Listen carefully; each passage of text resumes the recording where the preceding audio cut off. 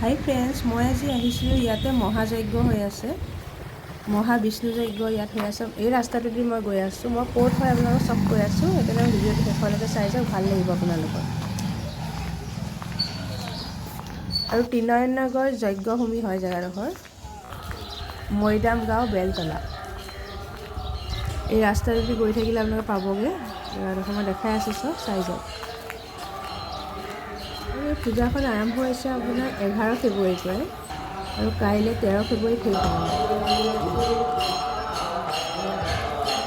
ইয়াত সোমাই আহি পৰিৱেশটো ইমান ভাল লাগিছে, চাই যাওক আপোনালোকে। আৰু ইয়াক মোৰ ভিডিঅ'ৰ জৰিয়তে আপোনালোকে প্ৰাৰ্থনা কৰক মনৰ আশা মানে পূৰ্ণ হ'বলৈ।